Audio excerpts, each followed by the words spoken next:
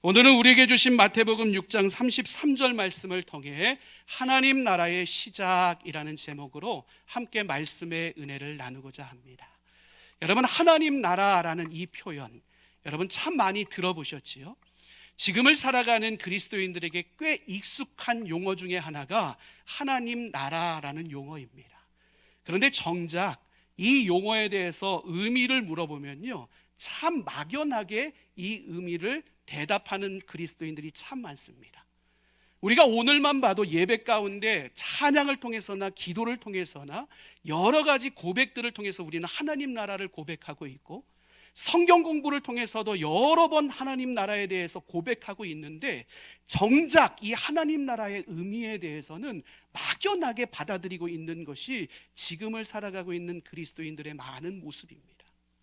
참 많이 듣고 사용하는데 실제에서는 실감하지 못하는 기독교 용어 중에 하나가 바로 하나님 나라입니다. 그 이유가 무엇일까요? 많은 그리스도인들이요, 이 하나님 나라를 먼 미래의 시간적 관점으로 바라보기 때문에 그렇습니다. 예를 들자면 하나님 나라는 내가 죽고 갈 저 천국이라고 이해를 합니다. 때로는 하나님 나라는 먼 미래에 주님 다시 재림하셨을 때 온전히 이루어질 하나님 나라의 통치와 하나님의 심판이라는 관념으로 생각하는 것이 하나님 나라입니다. 그러니 우리의 삶이 어때요? 나의 현실과 상관없는 것처럼 느껴집니다. 나의 현실과는 너무나도 먼 이야기처럼 추상적인 개념으로 미래적 관점으로 바라보는 것이 하나님 나라가 되어버렸습니다. 그런데 예수님께서 하나님 나라를 선언하시고 설명하실 때는요, 우리의 생각과는 전혀 달랐습니다. 예수님은 하나님 나라를 설명하시면서 꽤 현실적이고 구체적이고 실제적으로 하나님 나라를 선포하셨습니다.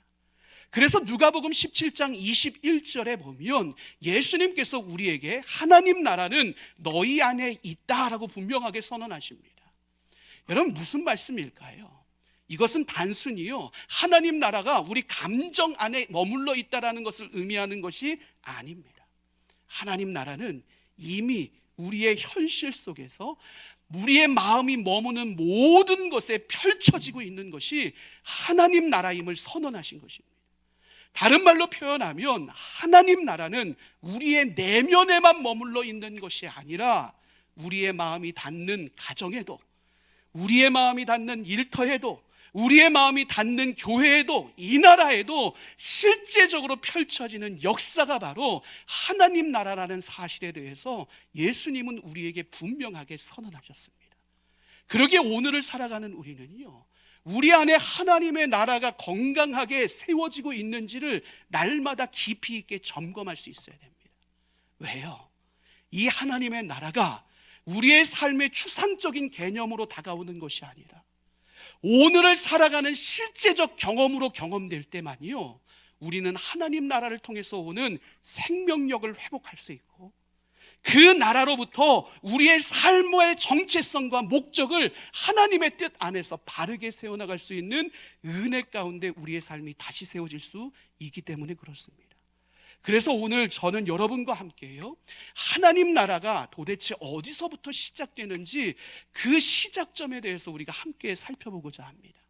그리고 제가 속지로 나눠드렸는데 앞으로 3주간 그 하나님 나라가 우리의 삶의 각 영역에서 어떻게 발휘될 때 우리의 삶의 실질적인 변화를 만들어낼 수 있을지 함께 고민하고 생각해 보고자 합니다.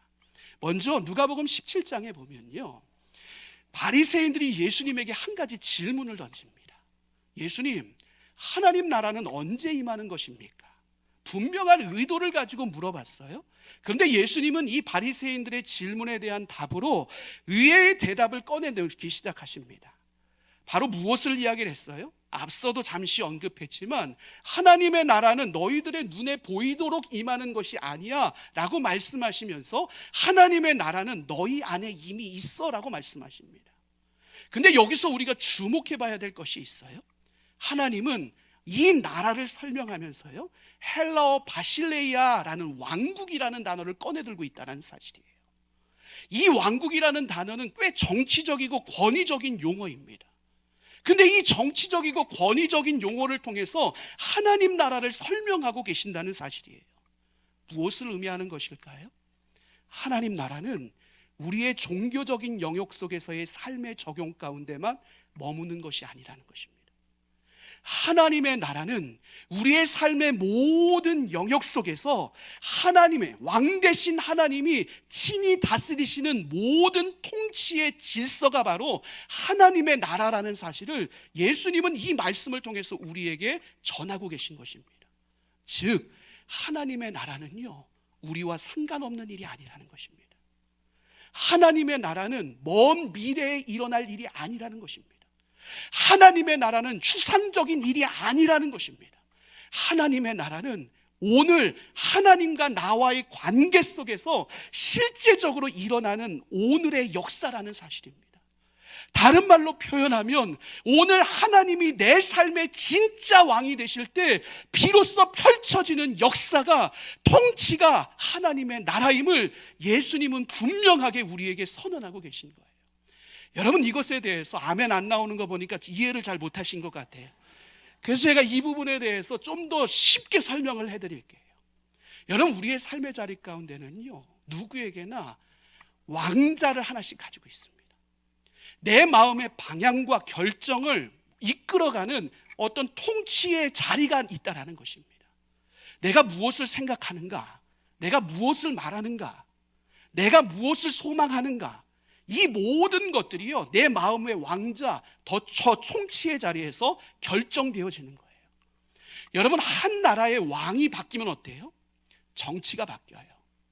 삶의 방향성들이 바뀐다고요. 저 왕자에 누가 무엇이 앉느냐에 따라서요, 우리의 삶 전체가 뒤바뀌고 바뀔 수 있다는 것입니다. 그런데 문제가 무엇이에요? 저 왕자에 내 스스로 그 자리를 차지하려고 하는 것이 우리의 삶의 문제입니다. 우리는 흔히 뭐라고 이야기를 합니까? 내 인생의 주인은 나야 라고 고백합니다. 이 고백 속에 담겨져 있는 것이 무엇입니까? 내 인생의 왕자에는 내 자아가 분명히 있어야 돼. 이 고백이 담겨져 있는 거예요. 어떤 사람은요, 돈이 내 삶의 모든 문제를 풀어낼 수 있다고 생각합니다. 그 사람의 인생의 왕자에는 돈이 위치해 있는 거예요. 어떤 사람은 성공이 그 자리를 대신합니다. 어떤 사람은 명예가 그 자리를 대신합니다. 어떤 사람은 자녀가 그 자리를 대신합니다. 수많은 것들이 우리의 왕자의 자리를 차지하고 있는 삶을 우리가 살아내고 있습니다. 오늘 여러분의 삶의 모습을 한번 생각해 보시길 바랍니다. 여러분의 마음의 왕자에는 누가 중심을 이루고 있습니까? 성공입니까? 돈입니까? 내 삶의 계획과 목표입니까? 자녀들입니까? 명예입니까? 하나님의 나라는 내 마음의 왕자를 하나님께 내어드릴 때 비로소 시작되는 나라가 하나님의 나라라는 거예요. 여러분, 그러니 예수님께서 공생애를 시작하시면서 가장 먼저 선포하신 메시지가 무엇입니까? 회개하라, 천국이 가까이 왔느니라. 회개하라, 하나님의 나라가 가까이 왔느니라. 이것이 예수님의 처음 선포였다라고요. 이 회개하라의 의미가 무엇이에요? 단순히 지난 과거를 후회하라는 것입니까? 아니요. 예수님이 사용하신 회개하라의 헬라어 단어는 메타노에오라는 단어를 쓰고 있어요. 생각을 바꾸다, 마음의 방향성을 뒤집다, 이런 뜻을 가지고 있습니다. 예수님의 회개의 의미는 무엇을 의미하는 거예요? 감정적 후회를 뛰어넘어서요, 지금까지 내 삶에서 왕노릇했던 모든 것들을 철저히 내려놓으라는 것입니다. 내 삶을 통치했던 그 주체, 그 모든 것들을 싹 갈아엎으라는 것입니다. 왜요? 그래야 우리 가치관이 변하거든요. 그래야 내 삶의 목적이 새로운 것으로 근본적인 변화를 맛보기 때문에 예수님은 이와 같은 온전한 회개를 우리 가운데 요청하고 계신 거예요. 여러분, 오늘 우리가 하나님의 백성으로서의 삶을 살아가기로 결단하는 것은요, 내 마음의 왕자에서 나를 내려놓고 다른 어떤 것을 내려놓고 그 자리에 하나님을 왕으로 삼는 것에서부터 시작한다는 것을 여러분 분명히 기억하시길 바랍니다. 내 삶의 통치권을 하나님 앞에 내어놓기 시작할 때요, 하나님 나라의 이야기는 더 이상 나와 상관없는 이야기가 아니라요, 먼 나라의 이야기가 아니라요, 추상적인 개념의 이야기가 아니라 우리의 시간 속으로, 우리의 일상 속으로, 우리의 판단과 선택과 행동 속으로 들어오는 실제적 이야기가 될 수 있음을 우리는 분명히 기억할 수 있어야 됩니다. 여러분, 이 하나님 나라의 이야기가 우리의 삶의 실제적 이야기가 될 때요, 우리는 비로소 이전과는 전혀 다른 새로운 삶을 시작할 수 있게 되는 거예요. 왜요? 이제 내 마음의 중심에 진짜 왕이 계시거든요. 여러분 안에 하나님 나라가 이루어지셨습니까? 하나님 나라는요, 먼 미래의 이야기가 아니라고요. 오늘 내 마음에 하나님과의 관계 속에서의 선택, 그 선택으로 말미암은 순종, 그것으로 말미암아 이루어지는 것이 하나님 나라라는 것을 우리는 분명히 기억해야 된다고요. 사랑하는 성도 여러분, 이 하나님 나라를 경험할 수 있도록 여러분 모두가 겸손히 여러분의 마음의 왕자를 하나님께 내어드릴 수 있기를 주님의 이름으로 간절히 축복합니다.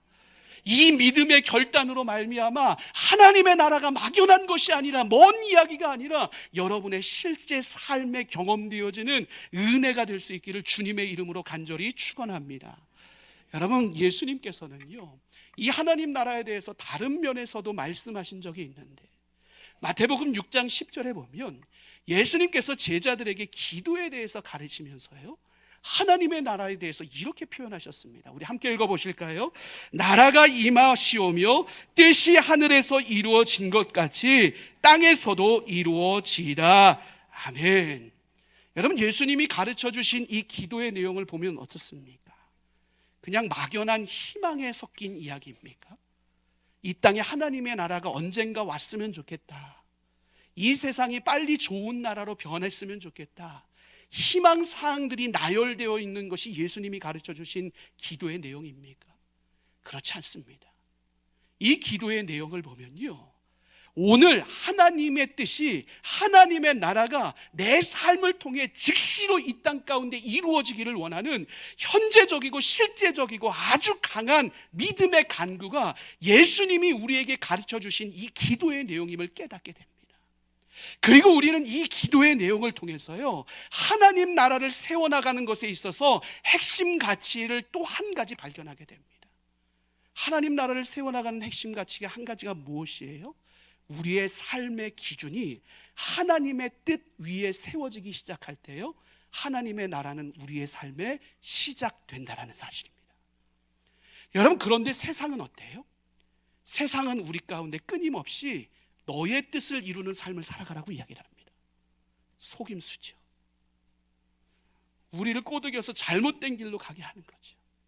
그래서 우리는 어릴 때부터 어떤 삶을 살아왔어요? 내 꿈, 내 계획, 내 목표를 설정하고 그것을 위해 죽도록 헌신하며 노력하며 훈련되며 여기까지 달려왔습니다. 그러니 세상의 판단 기준이 어떻습니까?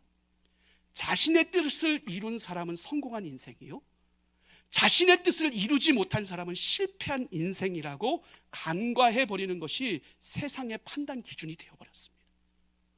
여러분, 그런데 하나님 나라의 백성의 관점과 기준은 다른 것이 되어야 된다는 거예요. 내 꿈, 내 계획, 내 목표, 내 판단, 내 기준이 아니라 하나님께서 오늘 내 삶을 향해 어떤 뜻을 가지고 계시는가, 이것에 주목하는 인생, 그리고 그 뜻을 이루기 위해서 오늘 내가 노력해야 되는 것이 무엇인가, 이것을 주목하고 중심을 두는 것이 하나님 나라 백성의 삶의 방식이 되어야 됨을 우리는 절대로 잊지 말아야 됩니다.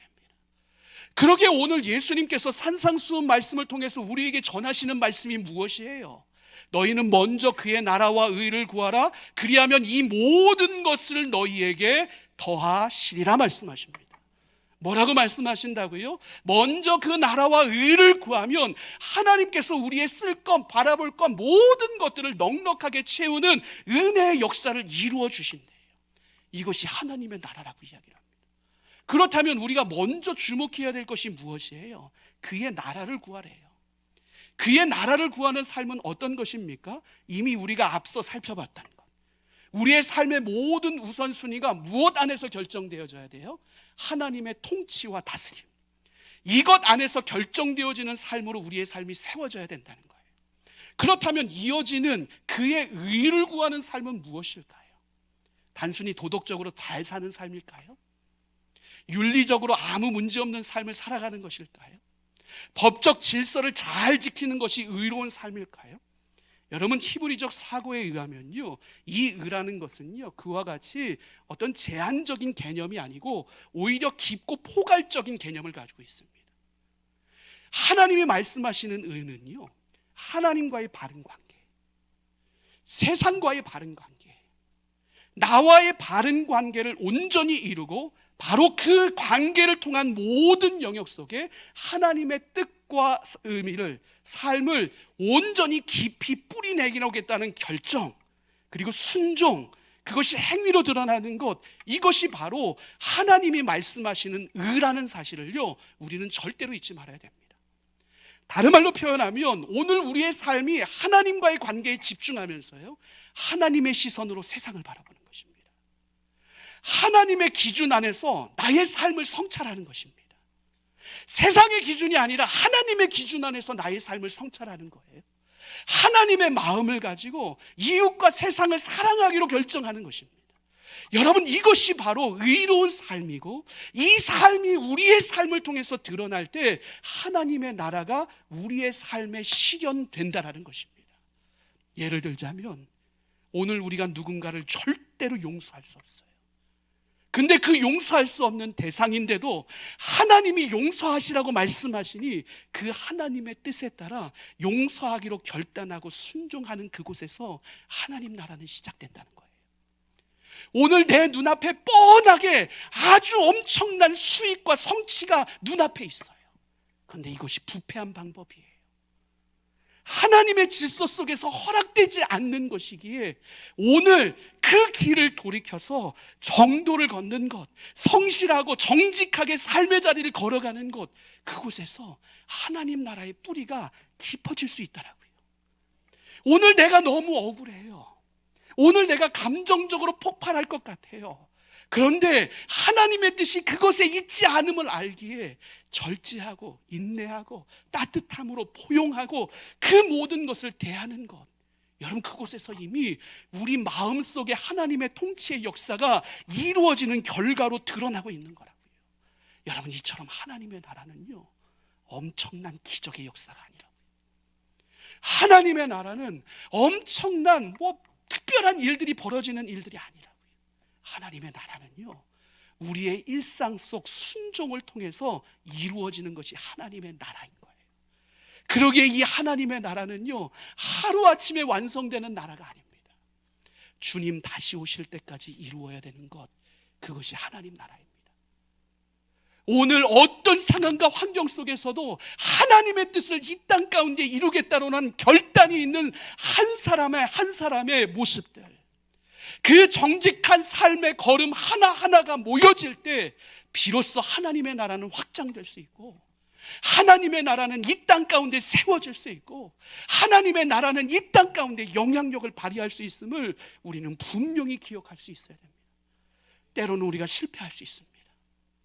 때로는 우리가 손해볼 수 있습니다. 때로는 우리가 억울함을 당할 수도 있습니다. 때로는 우리가 오해를 당할 수도 있습니다. 그럼에도 불구하고 포기하지 않고 하나님의 뜻을 내 말에 담아낼 때, 하나님의 뜻을 내 행동에 담아낼 때, 하나님의 뜻을 내 일상에 담아낼 때, 하나님의 뜻을 내 판단과 행위 속에 담아낼 때 하나님 나라의 지경은 날로 확장될 수 있음을 우리는 분명히 기억할 수 있어야 돼요. 참으로 감사한 사실이 무엇이에요? 이와 같은 노력 속에 하나님 나라는 결코 개인 안에만 머물러 있지 않는다는 거예요. 왜요? 하나님의 통치의 본질이 무엇이기 때문에 그래요? 하나님의 통치는요, 관계를 통해서 이루어지기 때문에 그래요. 분명한 사회성을 가지고 있는 것이 하나님의 통치입니다. 그러기에 하나님은요, 한 사람이 변화하면 한 사람을 통해서 다른 사람을 변화시키시고, 한 가정이 변화하면 그 변화된 한 가정을 통해서 다른 가정을 변화시키시고, 한 공동체가 변화하면 그 변화된 한 공동체를 통해 또 다른 공동체를 변화시키는 것이 하나님 나라의 역사임을 우리는 분명히 기억해야 됩니다. 그러니 예수님께서요, 이 하나님 나라를 비유적으로 설명하시면서요, 무엇에 비유하세요? 마태복음 13장에 보면 겨자씨에 비유하십니다. 여러분, 겨자씨가 어때요? 사진 보세요.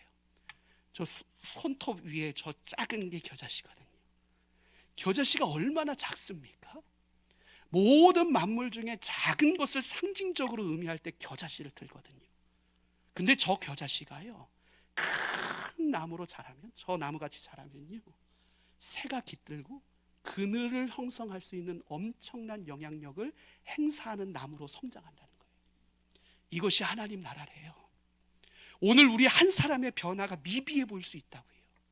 한 사람이 두 사람이 되고, 두 사람이 10사람이 되고, 10사람이 공동체를 이루기 시작하면 이 변화의 과정 속에서요, 한 사람의 생명이 살아나고요, 누군가는 쉼의 자리를 얻을 수 있고, 영향력이 발휘되어짐으로 말미암아 비로소 하나님의 나라가 이 땅 가운데 세워지는 역사가 반드시 믿음의 열매로 우리 안에 맺혀질 것에 대해서 예수님은 이 비유를 통해 우리 가운데 알려주고 계세요.